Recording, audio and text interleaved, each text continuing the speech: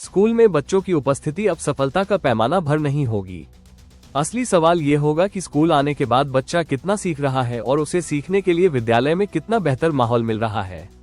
इसी सवाल का जवाब तलाशने के लिए झारखंड में मेरा विद्यालय निपुण, मैं भी निपुण 2.0 अभियान के तहत 24 अगस्त से राज्यव्यापी आकलन शुरू होने जा रहा है।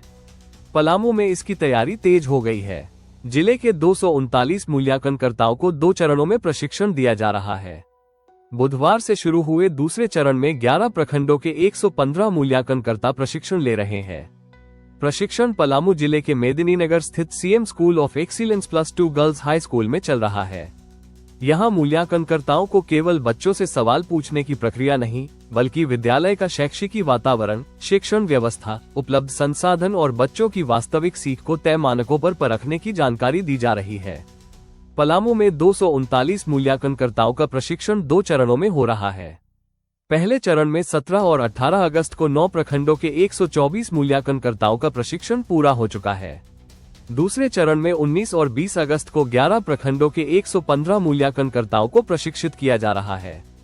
प्रशिक्षण में आकलन की प्रक्रिया, नमूना चयन, विद्यालय से जुड़े संकेतक, बच्चों के सीखने के परिणाम, आंकड़ों की डिजिटल प्रविष्टि और आकलन के दौरान अपनाए जाने वाले नियमों पर विशेष ध्यान दिया जा रहा है।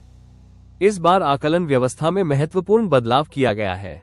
एक विद्यालय में अब 2 मूल्यांकनकर्ता साथ पहुंचेंगे। पिछले वर्ष एक विद्यालय की जिम्मेदारी एक मूल्यांकनकर्ता पर थी। 2 मूल्यांकनकर्ताओं की तैनाती से आकलन में निष्पक्षता, पारदर्शिता और विश्वसनीयता बढ़ाने का प्रयास किया गया है। आकलन की पूरी प्रक्रिया डिजिटल होगी। मूल्यांकनकर्ता सर्वे CTO ऐप के माध्यम से निर्धारित प्रारूप में आंकड़े दर्ज करेंगे। इससे विद्यालय और बच्चों की स्थिति का आंकड़ा सीधे डिजिटल माध्यम से दर्ज होगा। निपुण 2.0 में केवल बच्चों की उपलब्धि नहीं देखी जाएगी। कुल 100 अंकों में 60 अंक विद्यालय से जुड़े मानकों के लिए और 40 अंक बच्चों के सीखने के स्तर के लिए निर्धारित है।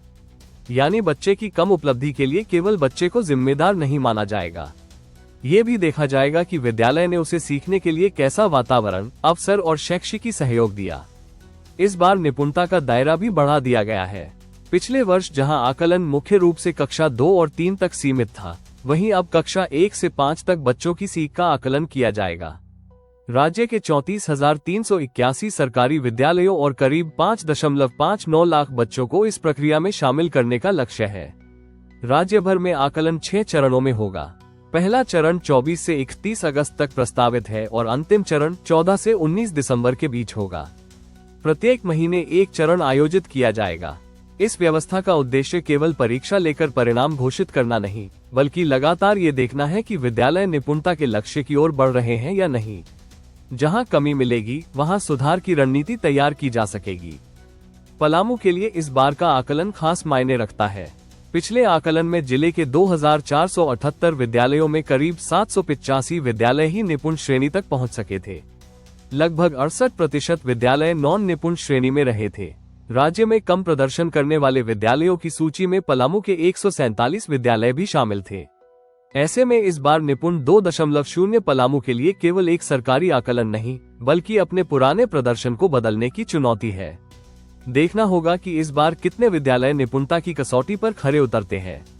जिले के 4 मास्टर प्रशिक्षकों ने 11 और 12 अगस्त को RTTC, BSNL, रांची में JEPC के राज्य स्तरीय प्रशिक्षण में भाग लिया था। इनमें नीरज कुमार पांड्या, लाल कृष्ण भारद्वाज, अविनाश रंजन और नंदकिशोर कुमार शामिल हैं। अब यही प्रशिक्षक जिले के मूल्यांकनकर्ताओं को तैयार कर रहे हैं। निपुण भारत का लक्ष्य हर बच्चे को बुनियादी पढ़ने, लिखने और गणित की दक्षता से जोड़ना है। निपुण 2.0 इसी लक्ष्य को विद्यालय की वास्तविक स्थिति से जोड़कर देखने की कोशिश है। इसलिए आकलन से निकलने वाले आंकड़े केवल सरकारी रिपोर्ट का हिस्सा बनकर न रह जाएं, यही सबसे बड़ी चुनौती है। इन आंकड़ों से ये तय होना चाहिए कि कहाँ बच्चा पीछे है, कहाँ शिक्षक को सहयोग चाहिए और कहाँ विद्यालय की व्यवस्था में सुधार जरूरी है। 24 अगस्त से शुरू होने वाली यह अग्नि परीक्षा बच्चों के साथ साथ विद्यालय और पूरी शिक्षा व्यवस्था की भी होगी। इस बार सवाल सिर्फ यह नहीं होगा कि बच्चा कितना जानता है, सवाल ये भी होगा कि उसे सिखाने की व्यवस्था कितनी सक्षम है।